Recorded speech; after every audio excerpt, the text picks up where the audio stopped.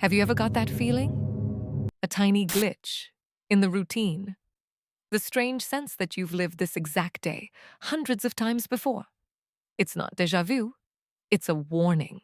We call it the comfort zone. But it's not a place, it's a program, an autopilot designed for one purpose: efficiency. Your brain burns more energy thinking than any other part of your body. So, to save fuel, it builds highways, neural pathways, habits. The way you make your coffee, the route you drive to work, the way you answer the phone. These are all just scripts your brain runs to save power. And this program works. It keeps you safe. It makes life easy, predictable. It builds a sanctuary around you, with walls so faint you don't even notice they're there.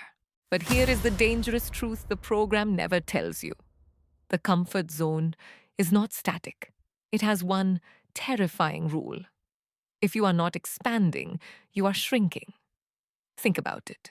Every opportunity you pass up, every new person you avoid talking to, every difficult conversation you delay, it doesn't just maintain the status quo. It's a signal to your brain that the world outside is a threat. And so the program learns. It pulls the boundaries in closer. The walls get a little thicker. What was once a spacious sanctuary becomes a room, and then a cell.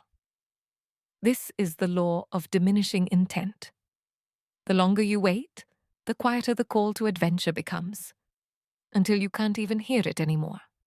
You don't just feel stuck, you are stuck. And the most terrifying part is, you're the one who built the prison. For me, this shrinking room was my career.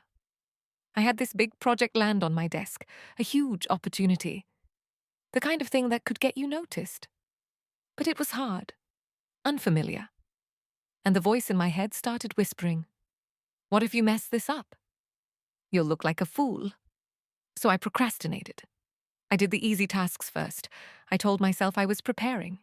Weeks went by. In meetings, I'd have ideas, but I'd kill them in my head before they ever reached my mouth. And then one day, a junior colleague presented an idea. My idea. And everyone loved it. They praised him. And in that moment, sitting there, completely invisible, I realized the program had won. The comfort of playing it safe hadn't just cost me an opportunity. It was making me disappear. After my moment of crisis, sitting there, feeling invisible, I became obsessed with that feeling. That knot in your stomach, that quickening pulse, that voice screaming, "Don't do it." It's not safe. We spend our entire lives running from that feeling. We call it fear. We call it anxiety. We call it stress. But what if it isn't a warning? What if it's a guide? What if that feeling of discomfort isn't a stop sign, but a compass? What if it's life's way of pointing you in the exact direction you need to go? The truth is, growth and comfort cannot coexist. They are opposites. And the moment you choose comfort, you, by definition, have to reject growth. That feeling of fear doesn't mean you're in danger. It means you're at the edge of your current ability.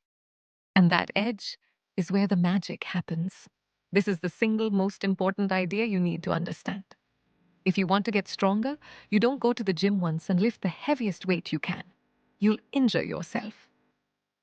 So how do you do it? You start with a weight you can handle. You lift it until your muscles tear on a microscopic level. That feeling of being sore? That's the feeling of growth beginning. Then you rest. You recover. And your body, like an intelligent machine, doesn't just repair the muscle fibers. It rebuilds them stronger than before, so they can handle the load next time. This principle is called progressive overload, and your mind works in exactly the same way. Every time you face a small discomfort, speaking up, learning a new skill, you are putting your mind through a rep. You are creating tiny mental micro-tears. The recovery phase, when you reflect and analyze, is when the real growth happens. You are literally rewiring your brain to be stronger. The goal isn't to shock the system with one massive act of courage. The goal is to apply consistent, manageable stress, and then allow for recovery. so that the challenges that feel heavy today become your warm-up tomorrow. So how do we do it? You don't escape a prison by running headfirst into the thickest wall. You create a program, a simple, repeatable system for success. We're going to do it right now. Step 1, the goal sheet. Grab a piece of paper. I want you to write down 10 things you want to achieve, learn, or do, but have been avoiding because they feel uncomfortable. Big or small, get them all down. Step 2, identify the easy win. Look at that list. Now, circle the single easiest, least intimidating goal. I don't care if it feels silly or small. We are not looking for the biggest challenge. We are looking for the first victory. This is our starting point. Step 3, the micro plan. This is the most crucial step. You're not going to learn Python. You're going to create a micro plan. Break that goal down into a tiny daily action you can do in 5 or 10 minutes. For example, watch one tutorial video and write one line of code every day for 30 days. Define the tiny action and the timeline. That's your program. Your first rep isn't the whole workout. It's just picking up the weight. And this is where everything changes. When you start training your mind like a muscle, the world around you transforms. It's not that the world gets easier. It's that you get stronger. The fear doesn't vanish completely, but your confidence grows so loud that you can barely hear it. And this is where the magic really begins. That small win from your microplan, that feeling of pride from keeping a promise to yourself. It's not a small thing. It's the first domino. It proves to your brain that growth is not only possible, but rewarding. The confidence you gain from writing that one line of code bleeds into your day job. The courage you find to go for that first run makes it easier to tackle a difficult conversation. This is the domino effect of discomfort. Each small wall you break down weakens the others. You create a feedback loop of success that builds momentum until the person who was once afraid to even start becomes an unstoppable force of growth. You won't just escape the comfort prison.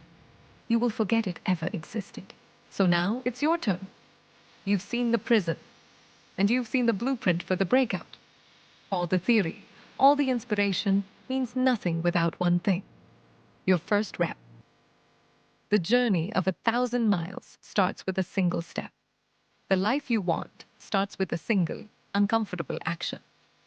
So I'm not just going to ask you to like and subscribe. I'm going to challenge you. This is the 24-hour discomfort challenge. Your mission is simple. In the comments below, I want you to write down one small thing that you will do in the next 24 hours. That's step 1. But the most important part is step 2. After you've done it, I want you to come back to your comment and reply with one word: done.